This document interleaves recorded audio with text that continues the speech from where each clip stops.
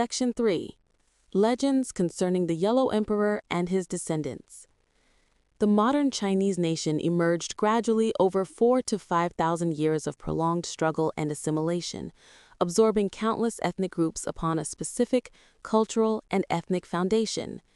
This ethnic foundation undoubtedly refers to the Huaxia people descended from the Yellow Emperor, known as the Huaxia during the Zhou dynasty and as the Han people after the Han dynasty. Ancient legends, however divergent or fantastical, never claimed Tai Hao, the Yan Emperor, or Qi Yu as their ancestors. Tai Hao had a human head and serpent body. Nu Hua also possessed serpent form.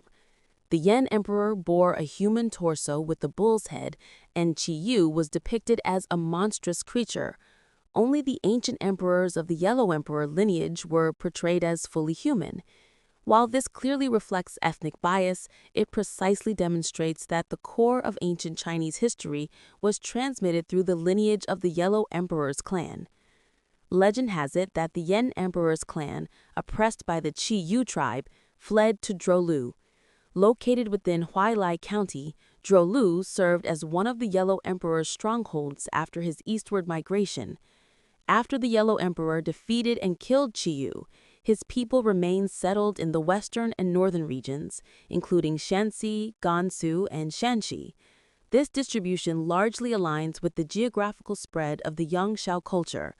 The Yangshao culture and the Shaotun site of In ruins in Anyang County, Henan, belong to the same cultural system, revealing an unbreakable connection between the Yellow Emperor and the Shang dynasty.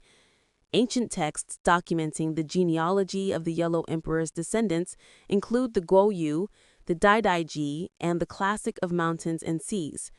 Though these records are fragmented, incomplete, and riddled with uncertainties, if they were entirely fabricated by later generations, why would the lineages appear so orderly and self-consistent? Descendants revered their ancestors and recorded their titles. Errors through the ages are commonplace, yet crucial ancestors would never be forgotten lightly. Ancient sacrificial beliefs held that spirits do not accept offerings from those not of their kind, and people do not worship those not of their clan, and that spirits do not accept sacrifices from those not of their kind.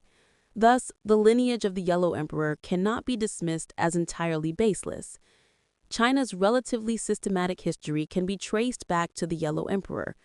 The annals of the Yellow Emperor and the records of the Grand Historian state that the Yellow Emperor bore the surname Ji and resided in the mountain hollows of Drolu.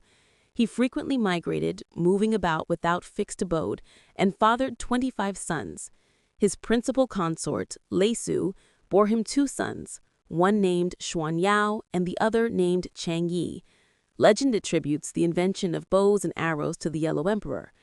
Yangshao relics include stone and bone arrowheads alongside textile tools, lending credibility to this tradition.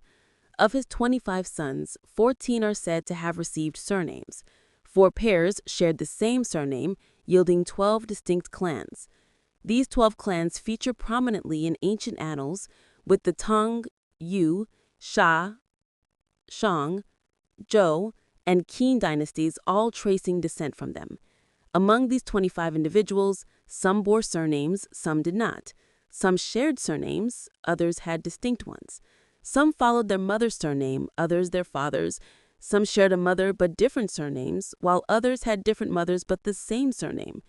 This likely reflects the fluidity of surnames during a transitional era between matrilineal and patrilineal societies.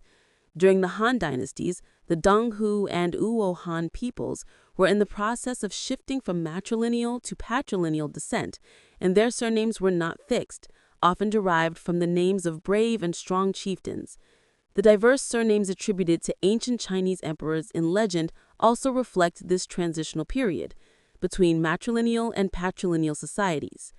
According to tradition, the descendants of the Yellow Emperor included the following emperors: Xiao Hao, surnamed Si or Ing, named Ji, resided in Kufu County, Shandong. The state of Tan during the spring and autumn period was descended from him. Descendants of the Yellow Emperor were often some residing within China, others among the barbarian tribes.